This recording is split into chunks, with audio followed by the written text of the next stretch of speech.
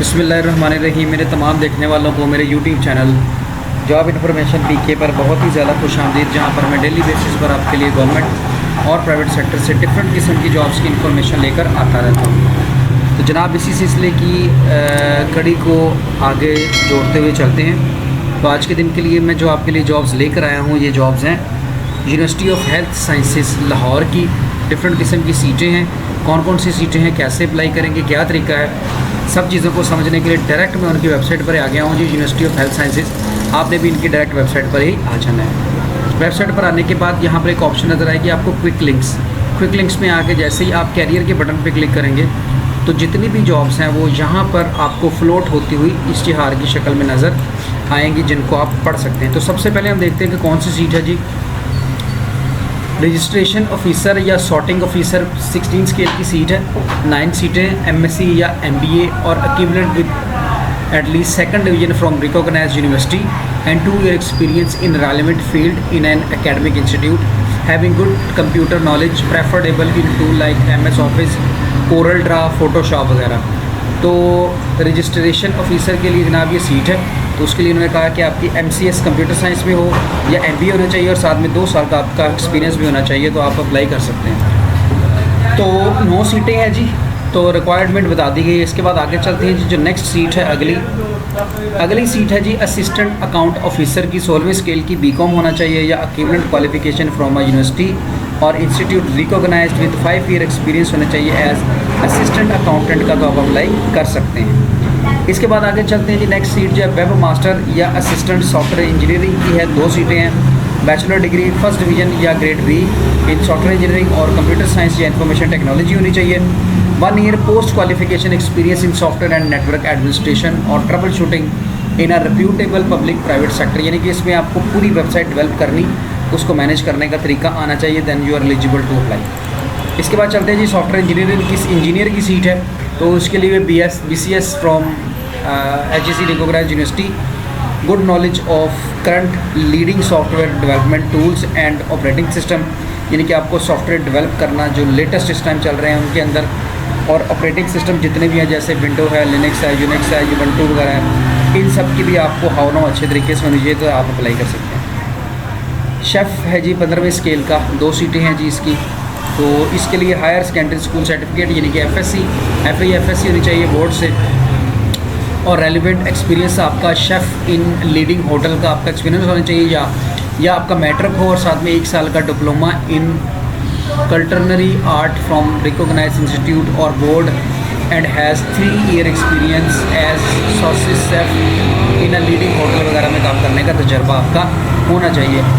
Has a certificate in cookery from a recognised board से भी आपका होना चाहिए, और 7 year का एक्सपीरियंस भी होना चाहिए। इसके बाद has 10 year experience as chef in leading hotel भी होना चाहिए। इसके बाद आगे चलते हैं जी। नेक्स्ट सीट जो है जी बेकरी शेफ़ की 15 स्केल की सीट है। ये भी इसकी भी सेम वही वाली क्वालिफिकेशन है जो ऊपर थी। नेक्स्ट आते हैं हॉस्टल वार्डन की सीट है 14वें स्केल की। ग्रेजुएशन किसी भी यूनिवर्सिटी से होनी चाहिए और 5 साल का एक्सपीरियंस होना चाहिए आपका हाउस कीपिंग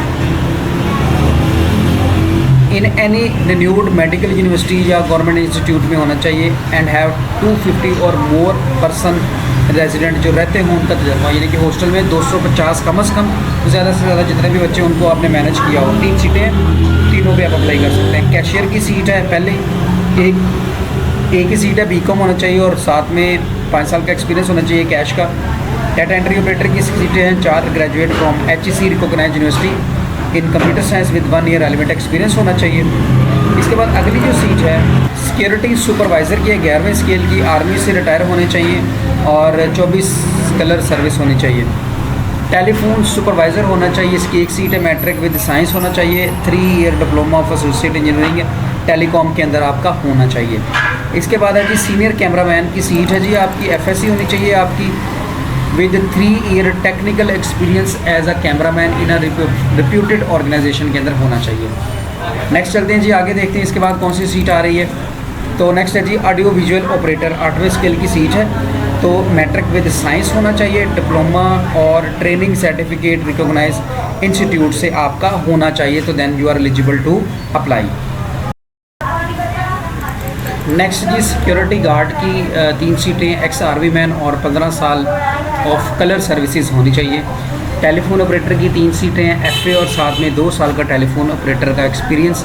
एसी मैकेनिक की 3 सीटें हैं, सेकेंडरी स्कूल सर्टिफिकेट होना चाहिए आपका और साथ में 1 साल का डिप्लोमा होना चाहिए आपका किसी भी टेक्निकल बोर्ड से एज आ एसी मैकेनिक। इसके बाद आगे चलते हैं जी, बुक बाइंडर मिडिल हो और साथ में 5 साल का बुक बाइंडिंग का तजर्बा।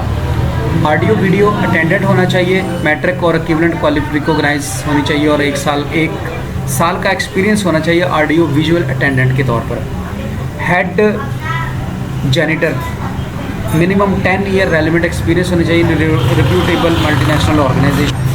इसके बाद फिर वेटर की सीट है, मिडल 3 साल का तजर्बा। नैब कासद की सीट है, मिडल या मैट्रिक। फिर गार्डनर की सीट है, माली की 3 साल का तजर्बा, 4 सीटें हैं। लिफ्ट ऑपरेटर की 1 सीट है और जॉइंटर की 70 सीटें हैं, middle with 3 year experience as janitor in a reputable organisation.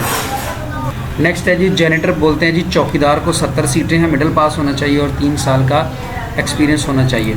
अब आती हैं जी इंपॉर्टेंट इंस्ट्रक्शन जो दी गई हैं इससे रिलेटेड, वो हैं जनाब के for all above post written या टेक्निकल टेस्ट होगा, ये सारी चीज़ें पढ़ लीजिएगा।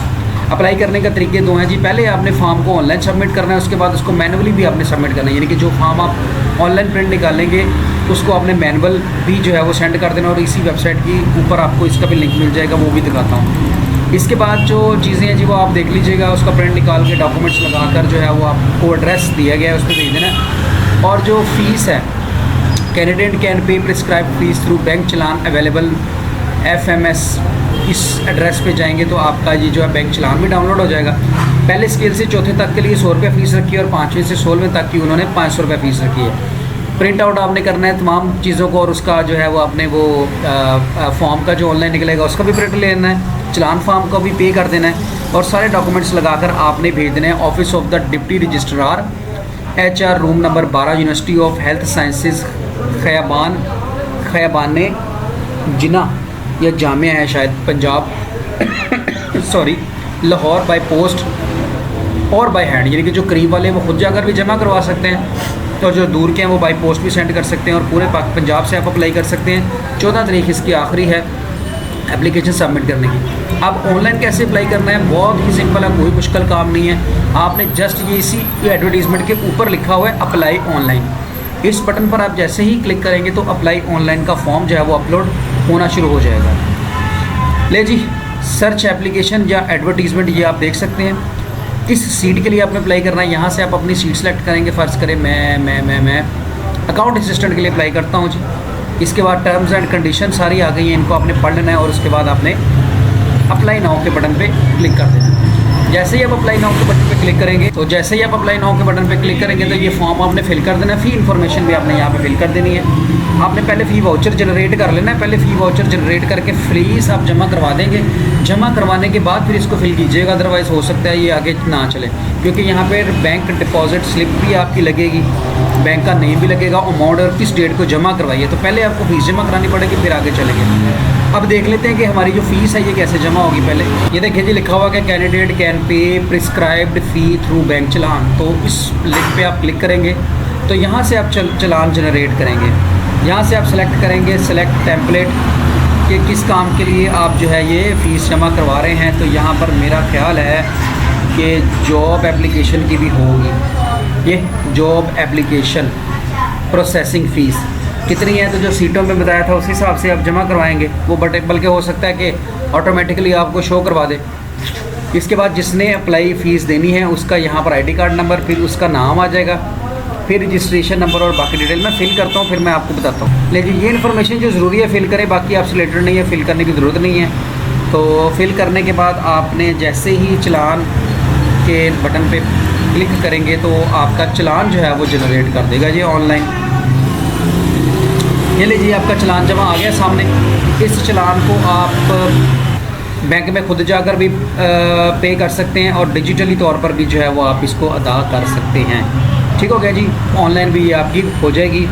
और उसके बाद अगर आप ऑनलाइन करते हैं तो फिर आपने क्या करना है, payment process and print the E slip, और उसको आपने प्रिंट ले लेना और वो आपने साथ लगा देना है। ले जी, एक तो तरीका ये है कि आप खुद बैंक में जाकर जमा कराएं तो यहाँ पर सारी डिटेल आ जाएगी आपकी। दूसरा तरीका क्या है कि आप अगर बैंक की ऐप से जमा करवाना चाहते हैं तो आप वो भी जमा करवा सकते हैं कि आपने जाना है वन लिंक के ऊपर।